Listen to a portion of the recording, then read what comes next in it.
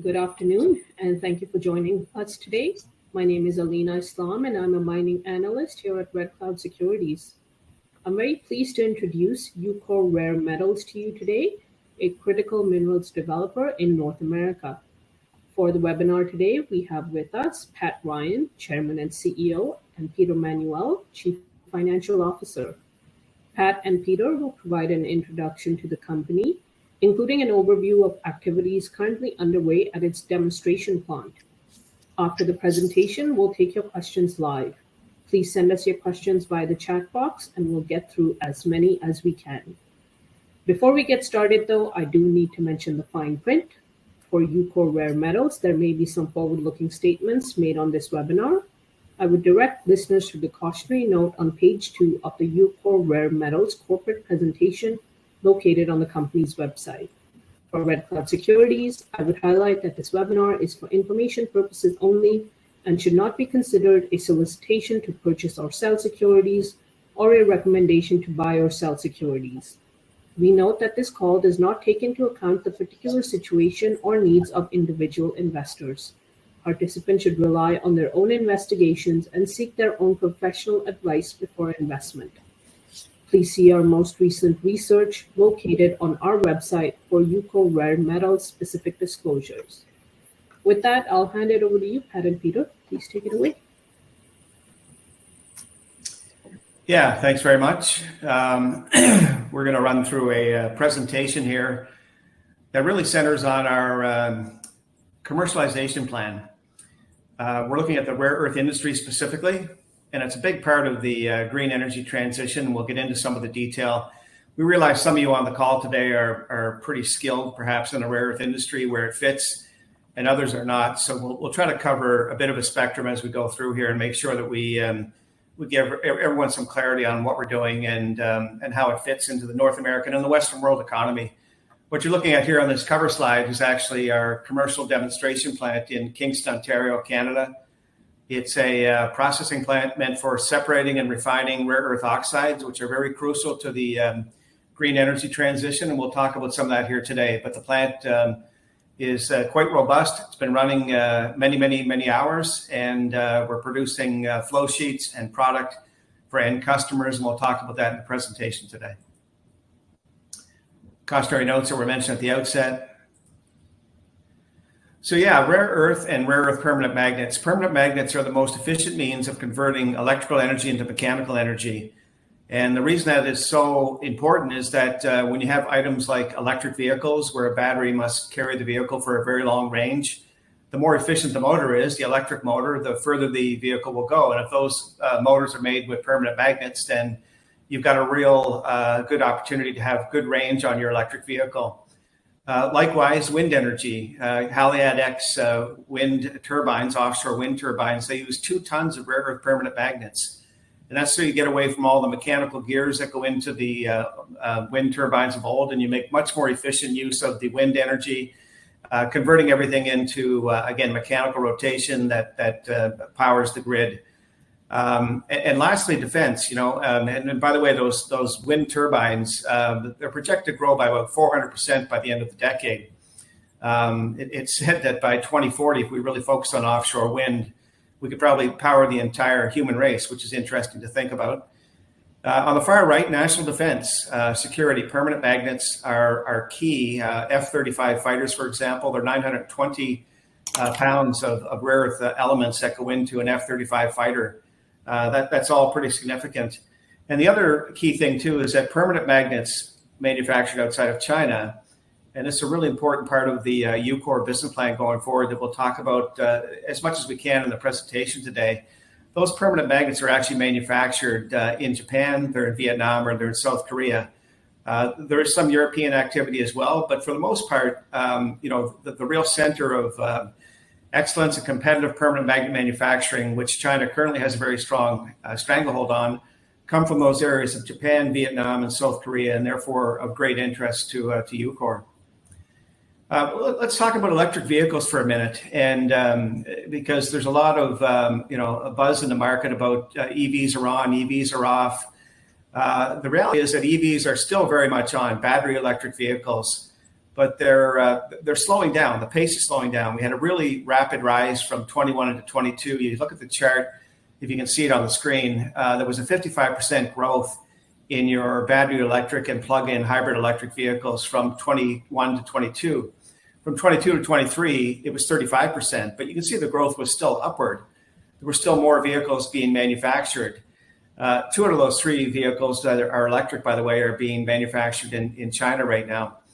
But the importance of the electrification side is that a lot of rare earth permanent magnets go into these propulsion systems for electric vehicles. And in the global market, with that rebound, when semiconductors came back and they started to build vehicles again, there was about a 10.5% growth in global market sales in 23, but the battery electric vehicle actually grew by 35%.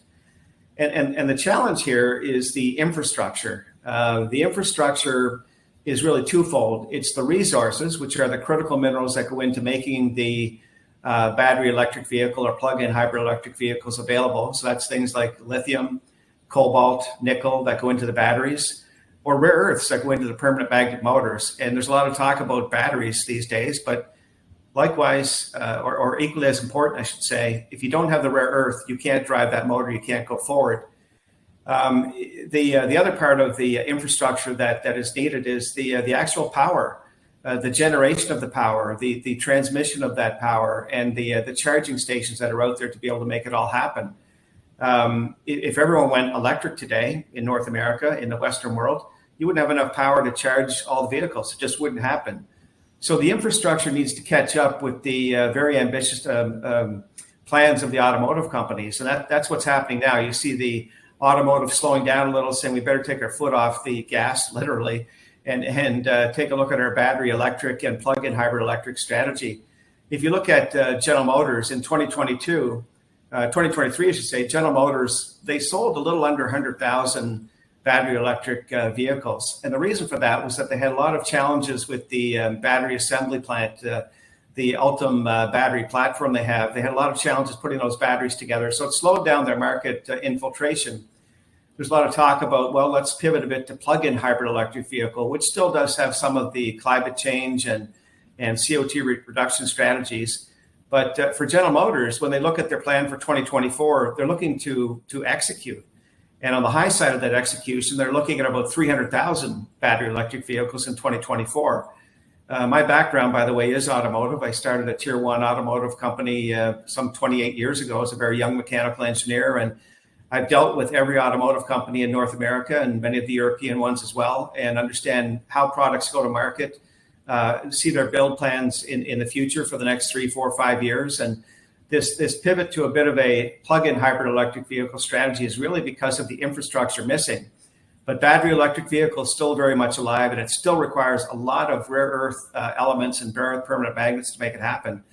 If you look at Toyota Motor sales, they are still the largest automotive company in the world. They make about 11 million vehicles globally.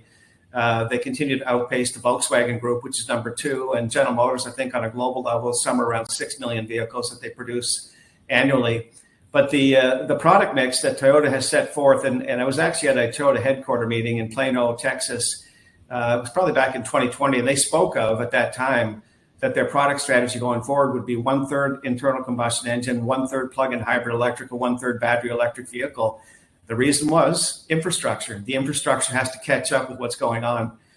And the other automotive companies in the world are now realizing that that's actually a pretty smart tack going forward. So people like Mercedes, who had anticipated half of their vehicles being battery electric by 2025, now they've said we'll have half our vehicles battery electric by 2030. Again, infrastructure needs to catch up.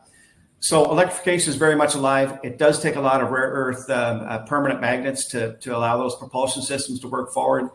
China produces 2 out of 3 of the electric vehicles in the world right now. There's some pretty high tariffs that have been put on any vehicle coming from China into the US market because China owns their supply chain. They own that entire supply chain. Eventually, the North American auto manufacturers will have to get in that direction as well. Anyway, I want to stop and make that point because there is a lot of buzz about electrification in the market. And, is the battery electric vehicle still on? Very much still on, and the growth is indicative of that.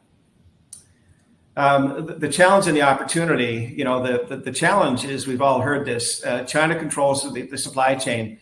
They control 90% of the separation of the rare earth elements, or 85%, I should say, of the rare earth elements separation. They can control 90% of the permanent magnet manufacturing. They control 60% of the resources, but they're reaching out into the rest of the world and bringing resources back into China for processing and use in China. And that's in order for the West to kind of break that stranglehold, there's going to have to be a lot of cooperation with the different nodes of the supply chain, which we'll talk about here in a minute. But the rare earth oxide separation is key. The market by the end of the decade is projected globally to be about $32 billion. And of that, Ucore's goal is to pursue about 20% of that market, or 20% of the ex-China market, which is about $3.2 billion. That will take hold in the form of self-manufactured or self-producing rare earth oxide facilities, manufacturing, refining facilities. There'll be some joint ventured opportunities in there, which we'll talk about in a moment. And there may be some licensing opportunities as well. We're getting a lot of outreach now with companies that are actually saying, could you license your technology and be able to allow us to produce in faraway places, meaning away from North America, in the Australian market, for example, and have the ability to potentially license the opportunity. The key, though, about the permanent magnet is that it's made with light rare earth and heavy rare earth. And heavy rare earth outside of China, processing heavy rare earth outside of China is minuscule, maybe like 0.5%. There's no heavy rare earth processing outside of China. And you're not going to make a permanent magnet that allows you to operate that vehicle at a very high temperature. That's what the heavy rare earth does, dysprosium and terbium. You won't do that unless you have the heavy rare earth. So Ucore is very focused on processing heavy rare earth oxides that are used for the dysprosium iron metal that go into the permanent magnets. And being that first mover is a real key to be able to service the permanent magnet industry outside of China, which, again, I mentioned Vietnam, South Korea, Japan. Those are very evolved and developed players in that market, and Ucore is very focused on that side of it. Scrolling forward here, this is what the stranglehold looks like from a political standpoint. From a political standpoint, China has really banned any ore or concentrate being shipped out of China. It bans any compound rare earth oxide being separated and shipped out of China. Will not happen. It encourages, however, downstream, in particular the end product, the electric drive motor, the permanent magnet, those higher value items. That's where the market is for China. They will export some of those. There's a value added tax packaged up with all of this, which makes it very cost advantageous for the supplier inside China. And the key here is that because the state-owned government of China owns all these supply chain nodes, they can really push the margin around any week of the month, any month of the year. By that, I mean they can decide that let's suppress prices on rare earth oxide compounds, for example. Let's get the oxide price way down. And because we put it way down, that makes it tough for the West to break in, which is why the West stakeholders need to cooperate.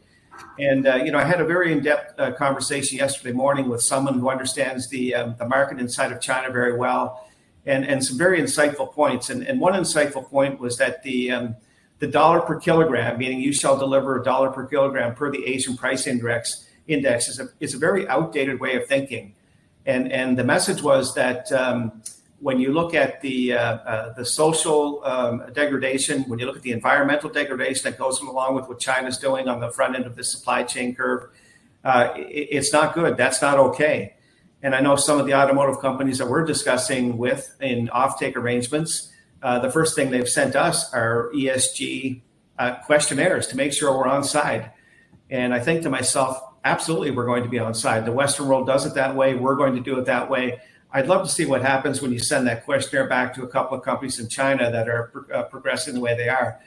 So in the Western world, we need to be banded together. It's got to be based on sound economics. There needs to be vertical integration wherever you can achieve it. And where possible, partnering opportunities, meaning a rare earth oxide separator like Ucore, working with a metal maker makes sense, a metal maker working with a magnet maker, a concentrate supplier working with an oxide separator. All of those integrated pain gain type models, as the Australians call it, are very advantageous and smart business going forward. This is the supply chain nodes, and all of you in the industry, you've seen this very well. For Ucore, the key here is that we're right in the center. that critical rare earth oxide separation right in the middle of this particular supply chain node chart. That's where we're focused. That's where we want to build that bridge between the rare earth mineral concentrates upstream and the metals and the alloys, the magnet makers downstream. You've got to have that critical bridge. And by being very economically competitive in that center section with rare earth oxide separation, again, 85% controlled by China currently, and heavy rare earth, no oxide separation, heavy rare earth outside of China to speak of.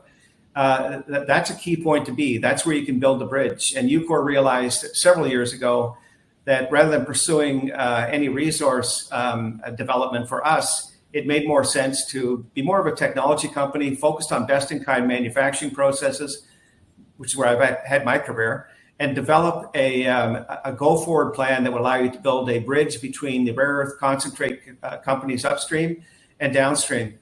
On the upstream, Ucore has a list of near-term and not so near-term potential suitors or potential partners that we're working with. They're in Brazil, they're in Australia, they're in Africa, they're in the Far East, but not China. And we're assessing and sizing up each one of those opportunities to figure out how it will fit into our commercialization plans going forward.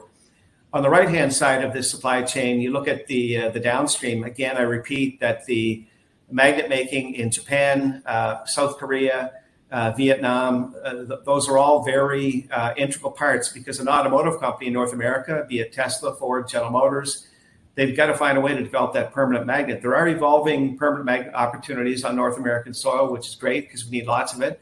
But in the interim, the ability to take rare separated oxides on U.S. soil, on North American soil, and direct it to a magnet maker that's in an ex-China world, it's probably going to be in that market. And again, I do appreciate there's some European activity as well.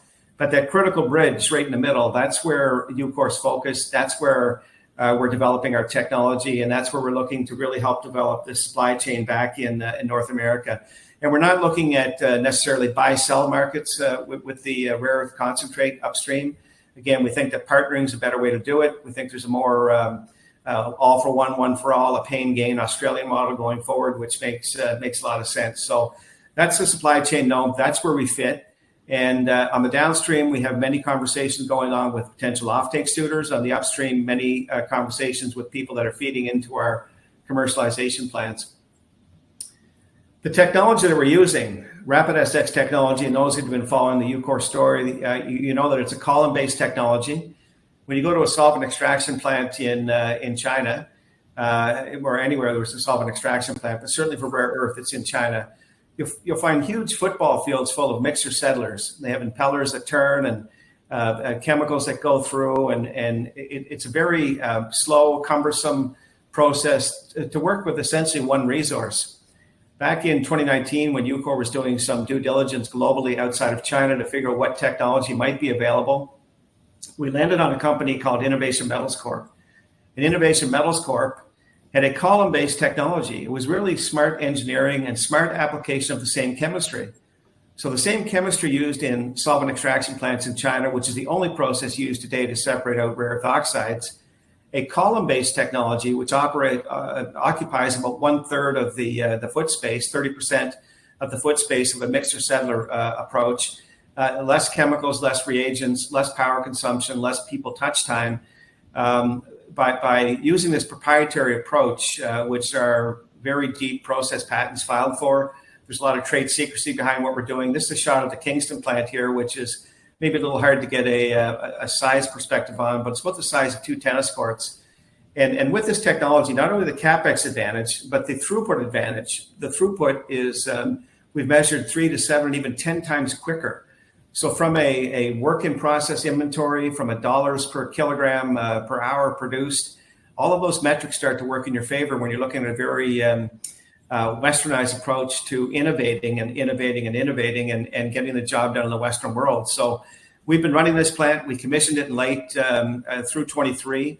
Now in 24, we had been running synthetic monazite in 23. We run some bastazite material. We're currently running an ionic clay. And the reason we're running an ionic clay, which is an ex-China ionic clay, is because it contains heavy rare earth. And within weeks ahead, we anticipate that we'll be talking more about not only heavy rare earth processed in the kilograms, not the grams, but in kilograms, but that those products are going to customers. And I mentioned the customers in the supply chain earlier. So this approach, this smart, innovative approach, is something we're very focused on. The chemists, the metallurgists, the engineers are working every day on developing metrics, flow sheets from this plant that can then be plugged into a much bigger plant that we've destined for Louisiana. And we'll talk about that in a second. But again, you know, economics win: faster, better, cheaper. That's what the Rapid SX technology provides. It also provides the ability to turn the system on and turn the system off. In a solvent extraction world with mixer settlers, that's really unheard of. If power goes out, if there's a disruption in a mixer settler plant, it can often take weeks and even a month to get the system back reset and producing again. We were able to show over the holiday season that we turned the plant off on December 22nd. We came back on January 3rd, turned the plant back on at 5 a.m. in the morning. By 8 a.m., we were running and producing product again, or producing solvent extraction separation again. And currently, again, we're focused on getting to kilograms of dysprosium that can be used for downstream customers.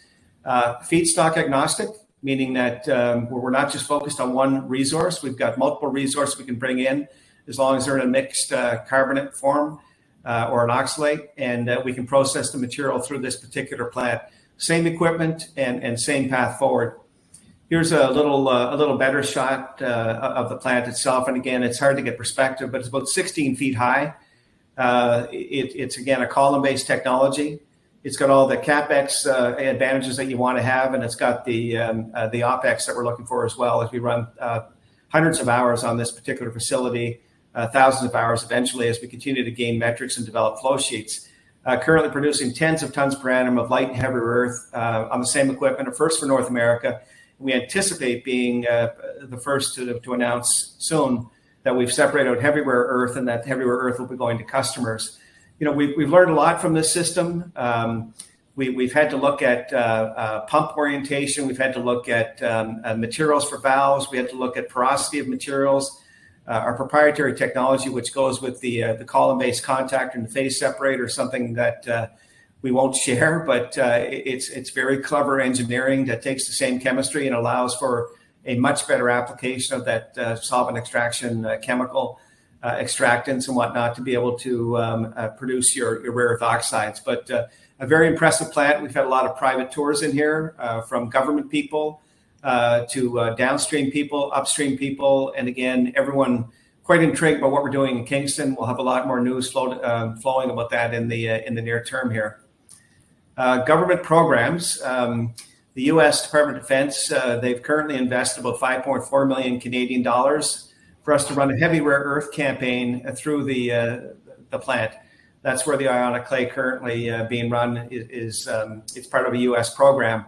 They did a lot of due diligence before they made the award to Ucore, and in that they realized that the column-based tech, what we were doing, the metrics that we were achieving, a smart way to kind of hedge your bet, if you will, and say, let's not just invest in a solvent extraction approach like China's doing. Let's do something a little more innovative in the West and see if we can get to commercialization under an OTA arrangement, other transaction agreement, which is what the U.S. Department of Defense is. So really it's tranche one, 5.4 million Canadian. There's tranche two, there's tranche three. There's already $10 million US appropriated for this particular program. We're looking for further funding opportunities as we move towards Louisiana.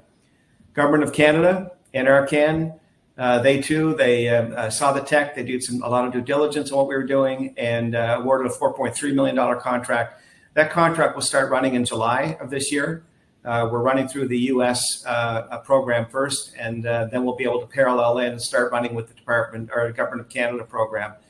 And finally, the state of Louisiana, where we ended up settling for our commercialization efforts, $20 million in incentives and payroll rebates and whatnot to be able to set up in Louisiana. It helps our path going forward.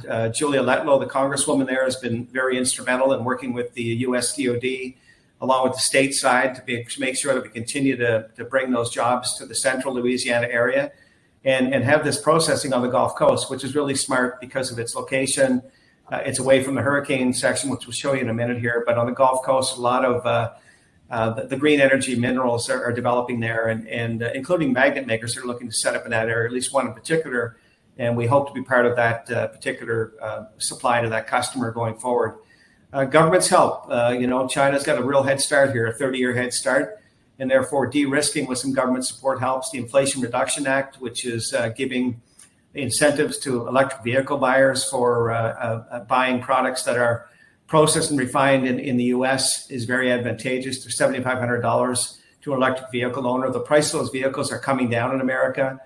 There's a bit of a cultural thing where people love to get in their big SUV or get in their pickup truck and drive many, many miles and stop at a gas station and go again. But the quick charging stations are coming on board. In 2022, 90% of the growth of quick charging stations was in China because that's where the electric vehicle market has grown. It was only 9% of quick charging station growth in America. But that's changing. And again, part of the Inflation Reduction Act, we need more quick charging stations. We need more critical mineral infrastructure. We need smart engineering, smart processing, and governments will help in that de-risking going forward. This is where we're building our first processing plant. And I say first because we're anticipating a couple of Western world processing plants. We had considered that Canada might be plant number 2. But of late, we've had a lot of very strategic and interesting discussions with people in the European market. That might be a consideration, the European Union. This particular building here is in Alexandria, Louisiana. It was part of a year-long search to find a facility that we call a brownfield. We did not want to go to greenfield. Greenfield would just slow us down. I mean, if you had to build something with structural steel and concrete and conduit all from day one, that would take a lot of effort and a lot of energy. Rather, we found this particular building in central Louisiana with the help of the state. It's on an ex-Air Force base, which is a couple of good reasons that help us there. One is that it's in a foreign trade zone. So you can bring materials in, for example, from Brazil, process them here at this rare earth oxide refining plant, and then have the end user, perhaps an automotive company, say, could you send that material to Japan for permanent magnet manufacturing? There's no tax consequence when that happens. It's scalable, it's modular. So the plant that you saw in the previous slides, where we're showing you the Rapid SX machine, as we call it, we will build 7 of those machines here in this building to begin. 1 for yttrium removal, and then 3 lights and 3 heavies, 3 light lines, 3 heavy lines. And 7 total will get us to 2,000 ton per annum. We'll add another 7 to get to 5,000 ton per annum, and another 7 to get to a full of 7,500 ton per annum in this particular facility. 7,500 tons per annum is that's a big number. That's ex-cerium, ex-yttrium, for those of you that know the rare earth business. And really it equates to about 3.8 million electric vehicles in a Western world. It also equates to about 7,000 Haliade X wind energy turbines, enough to power 120 million American homes. There are 145 million homes in America. We're focused on the magnet materials. We're focused on being a first mover. We've had a lot of help from the state.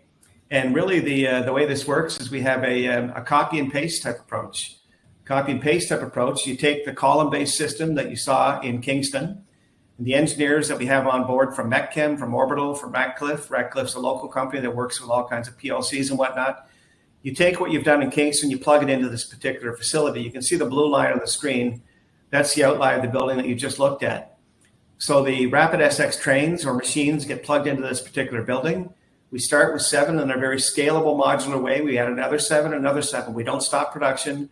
We're able to continue to keep processing and move forward with serving customers and taking care of the end game. One of the things we're doing right now is that Metchem are working with Orbital. We've got an equipment list that talks to each piece of equipment on the front end of this facility, on the back end of the facility, and then looking at one Rapid SX train. And the reason we're doing that is we want to verify our assumptions that a 5,000 ton per annum plant will cost about $60 million US, and that's outside of the building. The building is another part of the equation, but we've been able to find this building. We're leasing the building. We have possession of the building, and it's a perfect location for us to do what we need to do.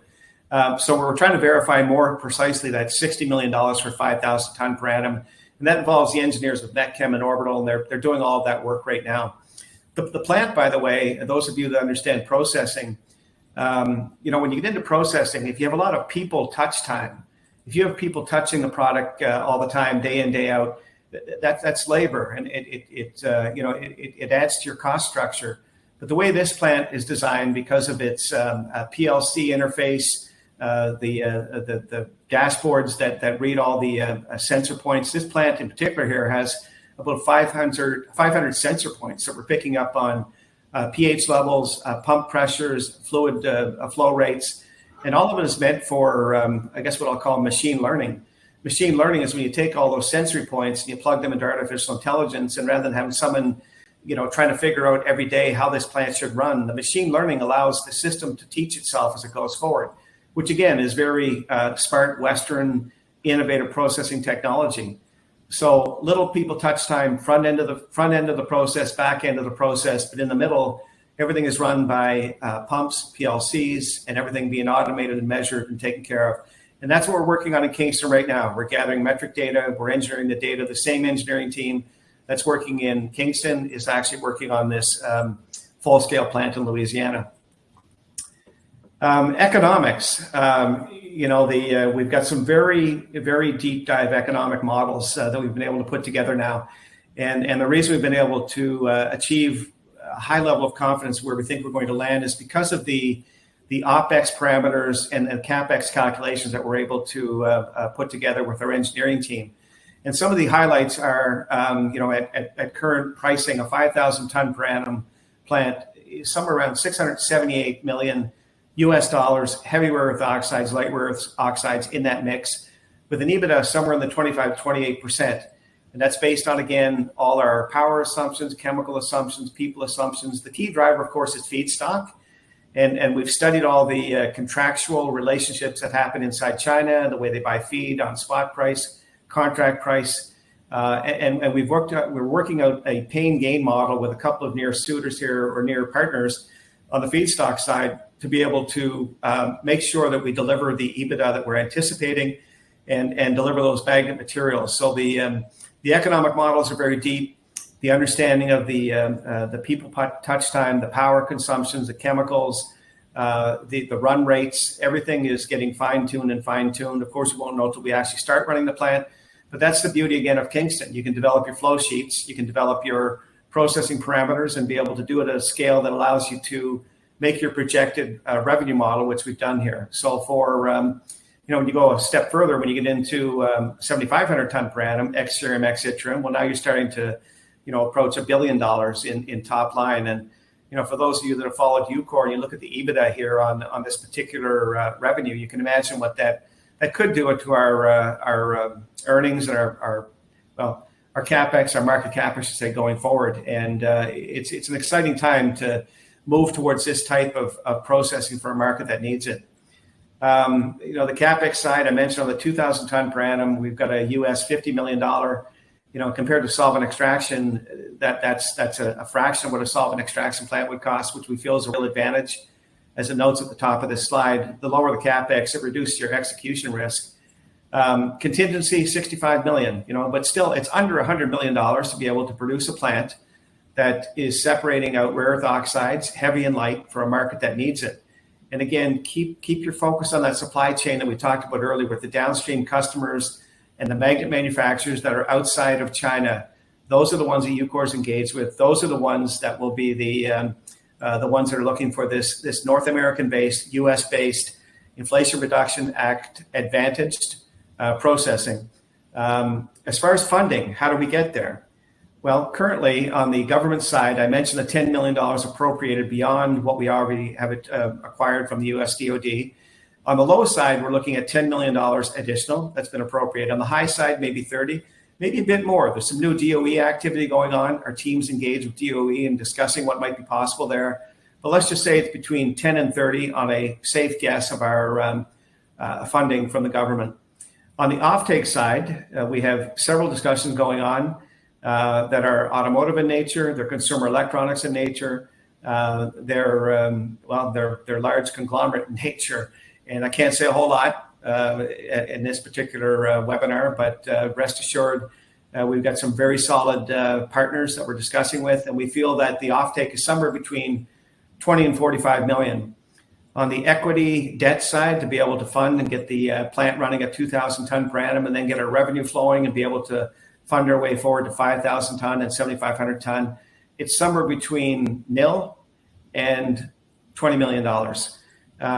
Hopefully closer to nil. Obviously anti-dilution for all you Ucore shareholders that have been on board. We want to keep this as anti-dilutive as possible.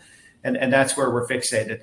On the high side, it could be as high as 20 million, but again, keep in mind those revenue metrics I mentioned earlier. But our first initiative here is government grant funding, offtake advance purchases. All of them are in negotiation right now, and we believe that's the way to keep our share structure very tight. Near-term milestones that we can speak about. And I'm just watching the clock here. I realize I probably hit on my 30-minute mark, and there are questions piling up. But some of the global energy transition, near-term milestones. First, to separate heavy rare earth oxides outside of China, where we're talking weeks away, and looking to make some announcements there. Kingston demo plant, additional OEM qualified products. Again, product made to spec. Securing the offtakes that I mentioned, securing the supply agreements that we're in negotiation with, expanding on the U.S. and Canadian government side, and then the Louisiana plant itself and some of the engineering activities going forward. Those are some of the near-term milestones we anticipate. On the share structure side, fairly tight structure. Common shares, 62 million outstanding, fully diluted 83 million outstanding, 22% with inside ownership, a $50 million market cap. And again, I go back and I point to the revenue metrics anticipated for plant number one at 5,000 ton per annum, at 5,000 ton per annum, and the EBITDA that goes along with that, and hopefully that all works in our favor going forward. Again, exciting times for Ucore. And ending on this note, hey, it's Western game on. You've got to innovate your way forward. You've got to be able to create stakeholder buy-in at all levels, and we've been working on that very much in the last 12 months.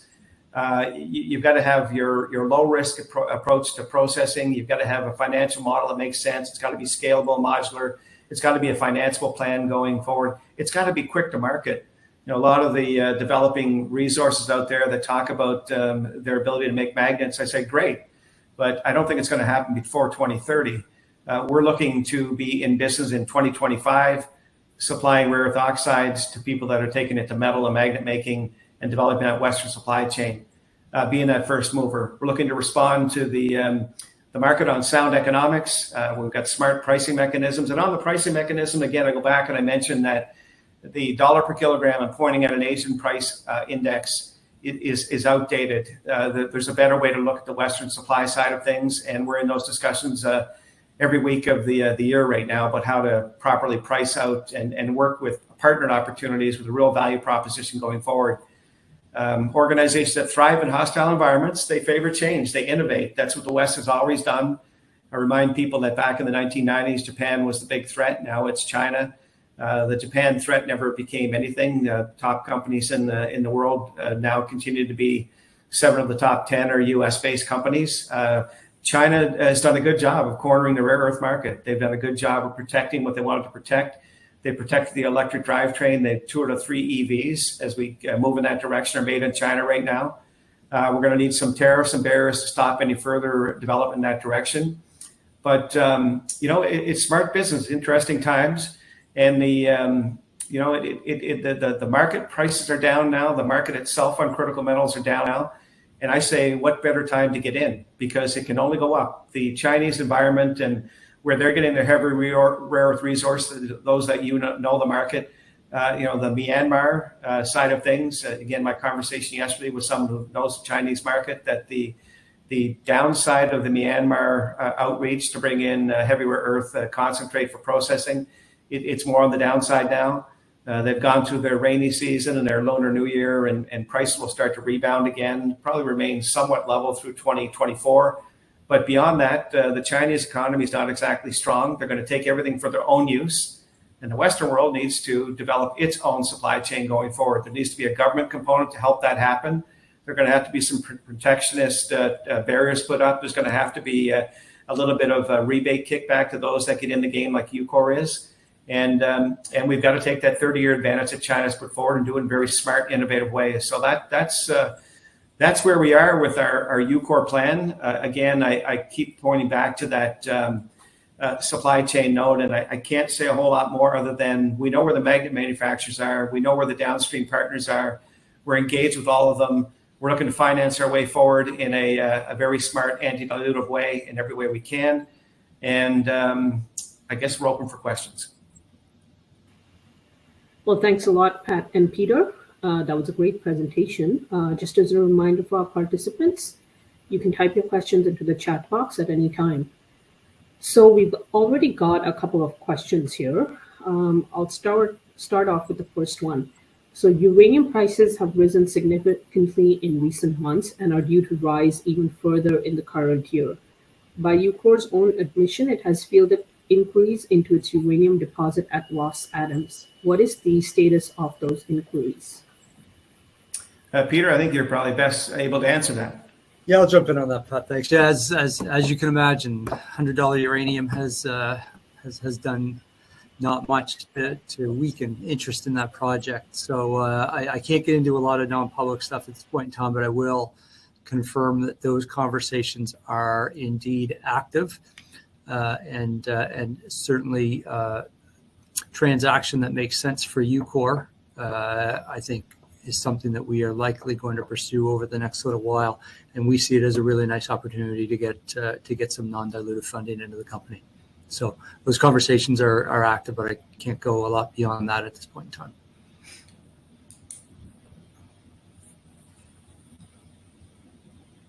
Oh, did we lose Alina? We did. I think we may have. I can. I'll go truck through the questions here that she had online in terms of the next couple ones. I think Mark Witt had a question here with respect to revenue and profit margins. I think we hit that in the presentation a little bit after that question came up in the question. One question here: is the process patent protected? Pat, you just want to give a quick comment? Yeah, we filed for a provisional patent well over a year ago. And that was to protect everything we could possibly think of with the tech as it evolved over a 2-year period. And then most recently, we filed a very robust final patent that's protected in many countries around the world. I think there's 45 total countries where we protected. But the key here is, and again, I've had a career in processing in the automotive industry.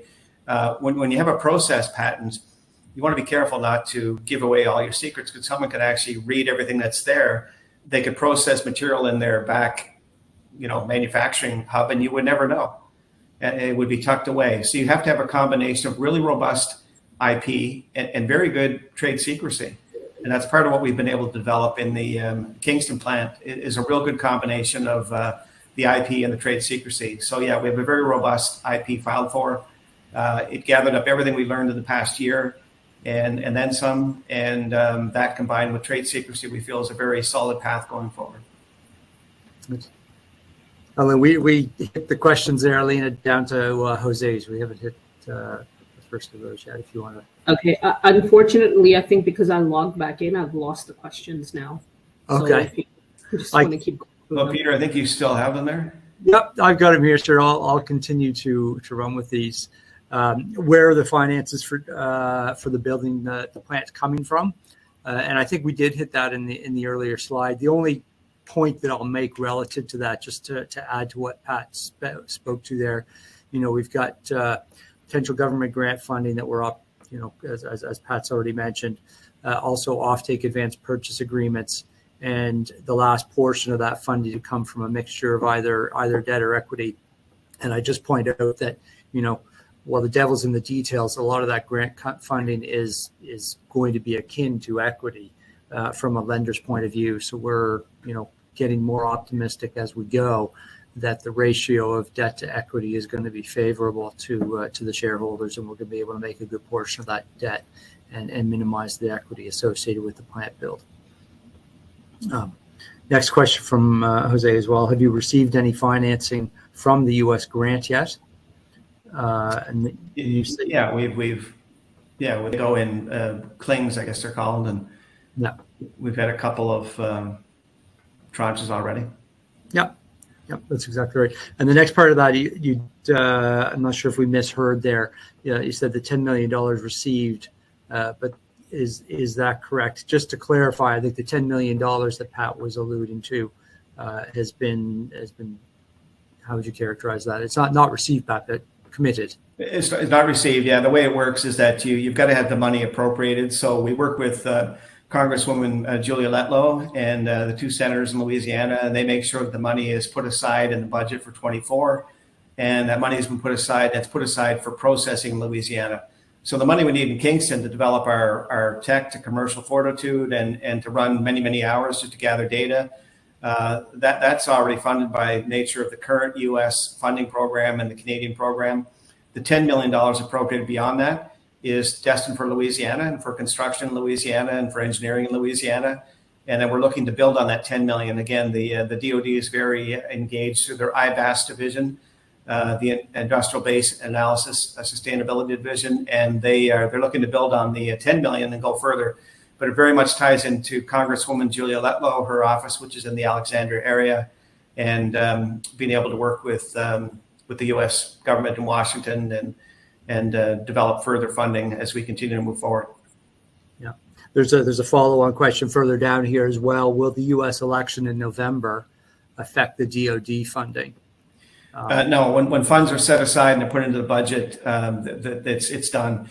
You know, we've contemplated too that will the whole move towards CO2 reduction, energy transition, would that potentially be damaged with a change in presidency, a change to a Republican Party? Could that be changed? And all the conversations we've had in Washington indicate that no, that's probably not going to change. In fact, more of the protectionist measures that go into protecting what happens when you process in America is probably going to work to our advantage. But so we've certainly considered that side. And no, the funds do not go away. Once they're appropriated, the money's there. Yeah, I agree. And I was going to point out on that as well. There is legislation that's been proposed and is in various stages of coming down the pike relative to, in the first instance, disclosing the sourcing of rare earth elements that are making their way into the national defense industry. And then beyond that, the banning of those materials coming from certain countries, of which China is one. And certainly we don't see the election impacting any of that proposed legislation. It seems to be fairly bipartisan at this point in time. So we've got a very good group of people that we work with in Washington. We've worked with them for many years now, and they've got a good pulse on everything going on. We speak with them twice a week, 3 times a week. And again, we're always looking for those avenues, whether it's with DOD or DOE, to appropriate our way forward. And under DOD, you've got the IBAS program, they have DPA Title III, and we're always looking at opportunities to, again, keep our path forward anti-dilutive. And the more we continue to succeed in Kingston and engineer our way forward in Louisiana, the more excited the government gets about continuing to fund very smart business going forward here. It's a really good hedge for the government to say, hey, we invested in some solvent extraction, which is what China's doing. And they've done that, of course, by virtue of investments made in MP and Linus. And nothing's happened with Linus yet. They're not building a plant. There's nothing going on that we can physically see, but that's fine. We need as much separation we can get. But it's all based on solvent extraction. To take a better form, an innovative form, and go forward and have the government stand behind it is just, again, smart for the government and good for Ucore. Yep.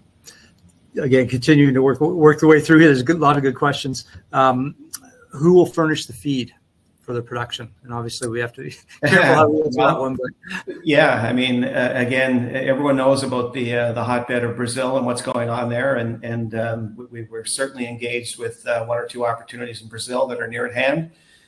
We've got the Far East, but not China, which there are a couple of really good opportunities, particularly on the heavy rare earth side, that we're engaged with. We've got several discussions going on in Australia and Africa as well. So all of them at different stages. Some of you in the industry may know the name Jeff Atkins. Jeff is in charge on our team of vetting out all these different resources, figuring out if they've got the right capital to get to the finish line, the right resource that makes sense from a processing standpoint to get to a concentrate form, the right team on place to get the job done, all of those things that you look at to make sure you're partnering with a good company. And so, yeah, we've got a couple that are near at hand that will feed Louisiana in 2025. and a few others that are more like 26, 27. Some are 28, but we're keeping them close because they've got the right deposit, they've got the right team, they've got the right capital structure, and the ability to deliver some heavy rare earth that is needed. I come back to the macro on that as well. As we mentioned early on in the presentation, at this point in time, roughly 60% of the world's rare earth elements are mined in China. Close to 90% are processed there. So clearly there's a gap that needs to be filled in the rest of the world, and that's what we're focused on.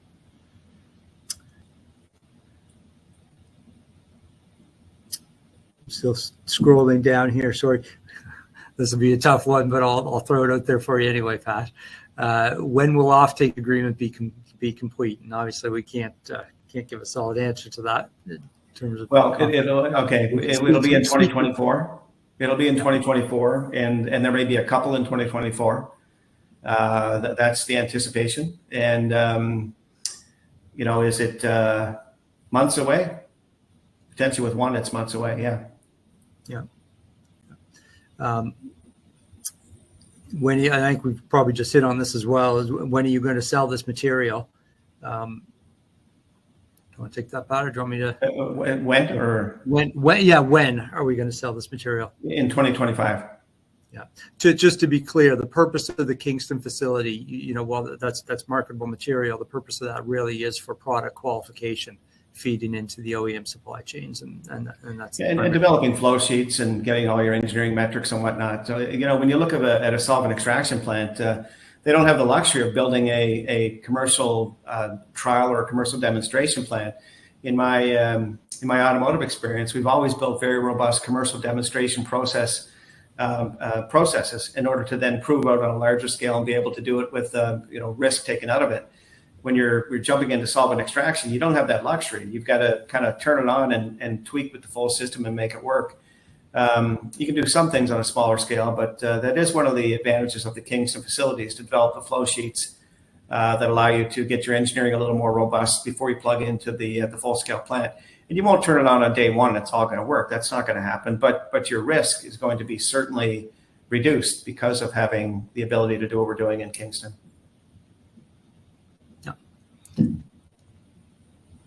Just going down the line, we're getting close to the end here. Tim Wynn, do you want to just reach out? It looks like you've got a bit of a business question there in terms of a potential opportunity. It might be best to reach out to Alina at Red Cloud, and we can be put in touch. Is probably the best way to address with that. Jose, a question here: when will the final results of the commissioning of the plant being released? Sorry, I'm getting multiple questions coming out there, and it's moving the questions as I'm reading them.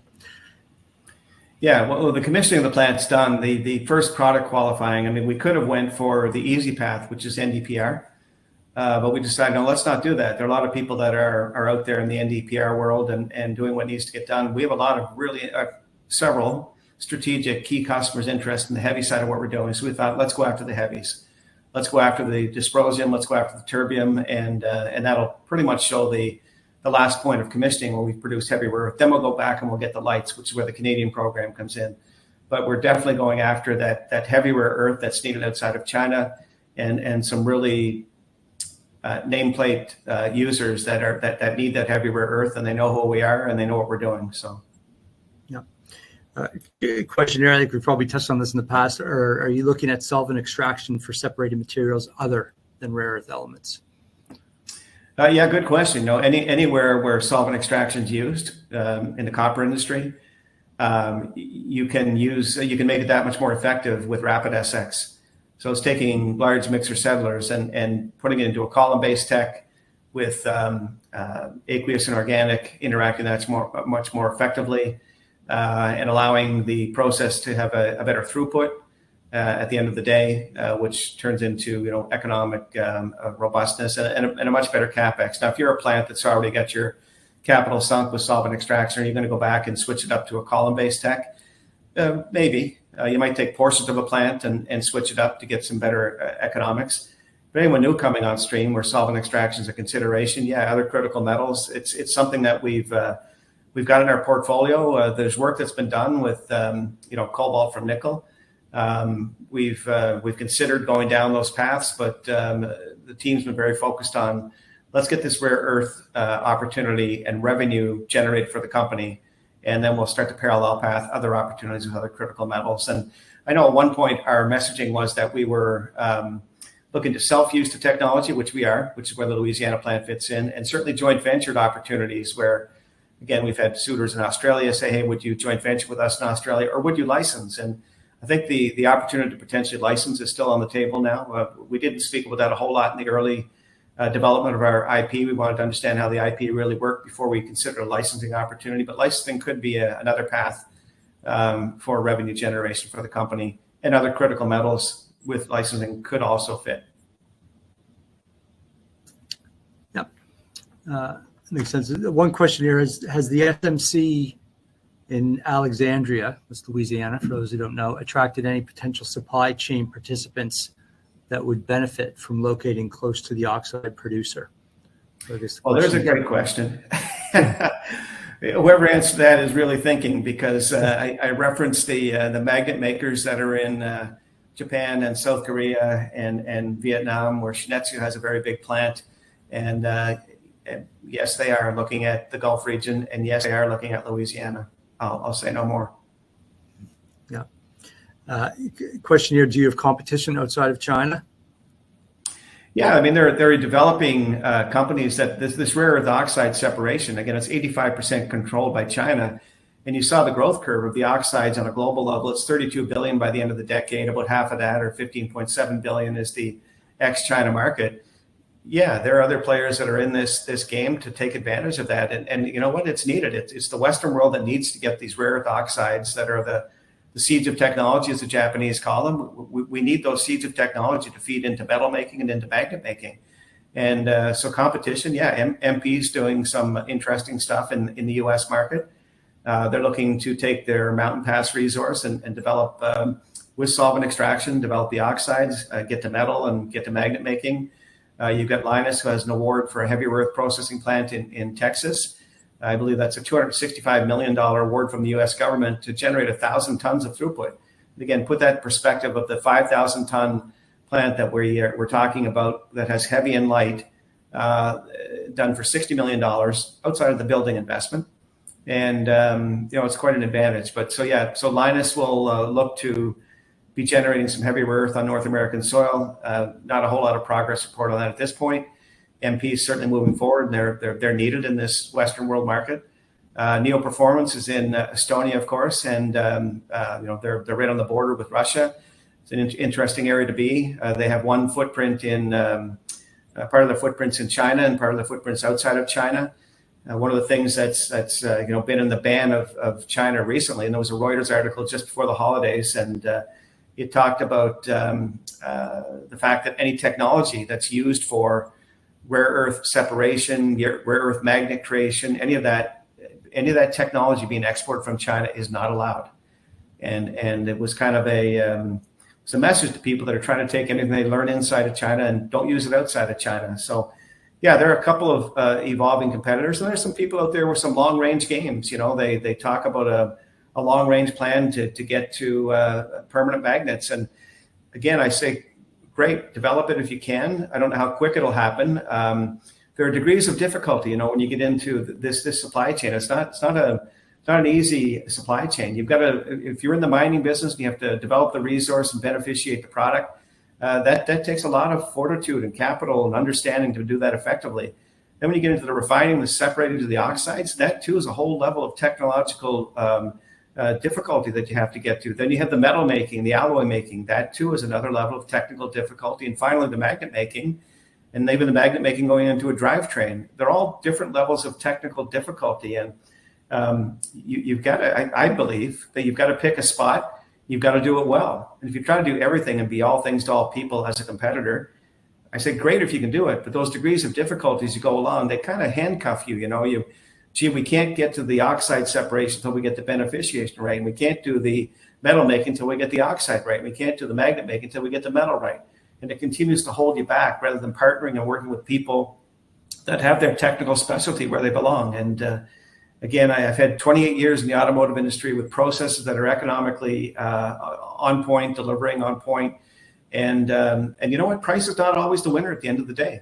Often it's a sound ability to develop product and make it available on time, all the time, on spec, to quality standards, to ESG templates that are needed. All of that. If you can do that effectively, you become very valuable to an automotive company, to a wind energy company, to a national defense company, and it's not all about price.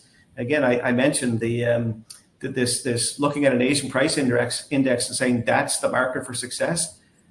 I don't believe that's true. And I've had a career of business developed hundreds of millions of dollars annually, and not all of it's the lowest price, I can assure you. Alina, I'm conscious we're getting close to time here. Is there?